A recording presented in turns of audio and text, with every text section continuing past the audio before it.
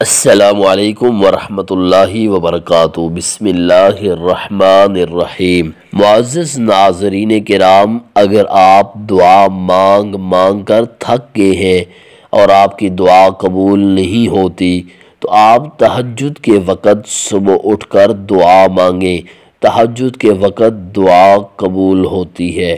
دعا کی قبولیت کی ایک ایسی گھڑی ہے کہ جو جائز حاجت، جائز ضرورت اور خواہش اللہ کے سامنے رکھیں گے، اللہ رب العالمین آپ کی وہ دعا سنے گا اور قبول کرے گا، جیسا کہ حدیث مصطفیٰ صلی اللہ علیہ وآلہ وسلم میں آیا ہے۔ رسول اللہ صلی اللہ علیہ وسلم نے فرمایا، ہمارا پروردگار بلند برکت والا ہے، ہر رات کو اس وقت آسمان دنیا پر آتا ہے جب رات کا آخری تہائی حصہ رہ جاتا ہے۔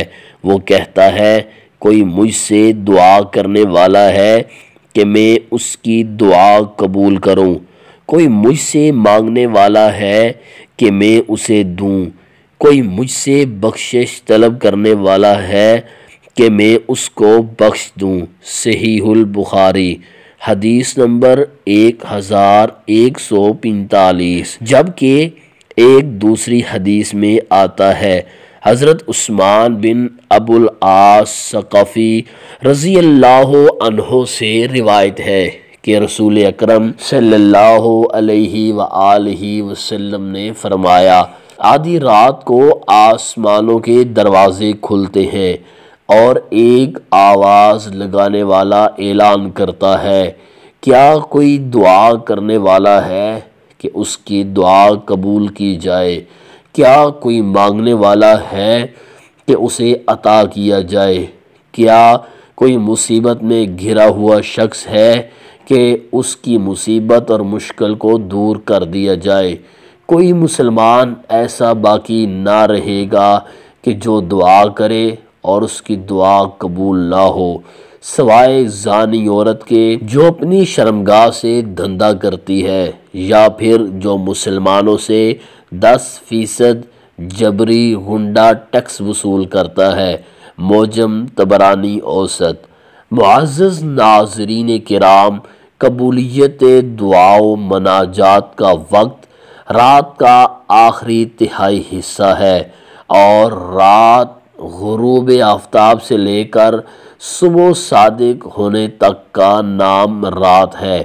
اندازے سے اس کے 3 حصے کر کے آخر کا تہائی حصہ تہجد پڑھنے اور دعا و مناجات کی قبولیت کا وقت ہے، جیسا کہ عمر بن انبسہ رضی اللہ عنہ سے سنن ترمذی اور مستدرک حاکم میں حدیث موجود ہے۔ رات کے آخری حصہ میں اللہ تعالی بندے کے قریب تر ہوتا ہے۔ اگر تم میں ہمت ہو کہ تم اللہ کا ذکر کرنے والوں میں سے شمار ہو سکو تو اس وقت ذکر کر کے ان میں سے ہو جاؤ۔ معزز ناظرین کرام، رات کو کوئی شخص اچانک نیند سے بیدار ہو جائے تو اس حالت میں مانگی گئی دعا کو بھی اللہ قبول فرماتا ہے، جیسا کہ ابو داؤد میں حضرت معاذ رضی اللہ عنہ سے حدیث موجود ہے۔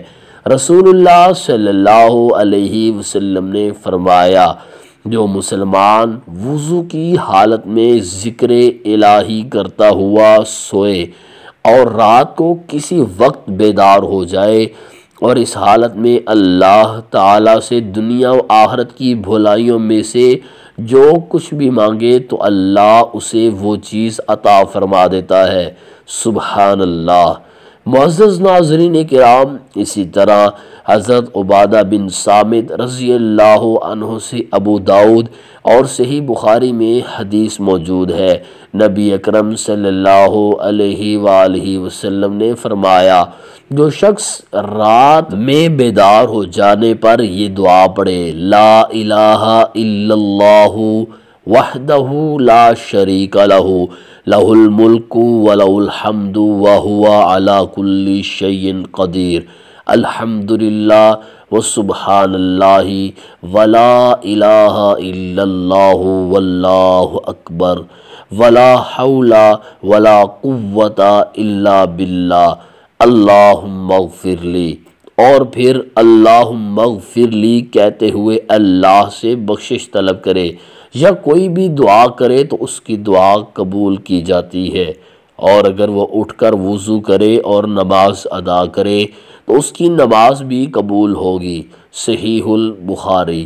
معزز ناظرین کرام، ہر رات کے اندر ایک خاص گھڑی ہوتی ہے جس میں اللہ دعا قبول کرتا ہے، جیسا کہ صحیح مسلم اور مسند احمد میں حضرت جابر رضی اللہ عنہ سے مروی فرمان رسول صلی اللہ علیہ وسلم ہے، رات میں ایک گھڑی ایسی ہے کہ دنیا و آخرت کی جس بھی بھلائی کا سوال مسلمان بندہ اللہ سے کرے اسے اللہ تعالیٰ ضرور عطا کرے گا، اور یہ گھڑی ہر رات میں ہوتی ہے۔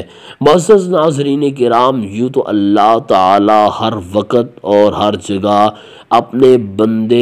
اپنے بندوں کی دعا و فریاد کو سنتا اور ان کی دعاؤں کو قبول کرتا ہے، لیکن کچھ خاص اوقات ایسے بھی ہیں جن میں دعائیں بہت جلد قبول ہوتی ہیں اور اپنا اثر خوب دکھاتی ہیں، جن میں سے ایک حالت سجدے کی ہے، جیسا کہ حدیث میں آتا ہے۔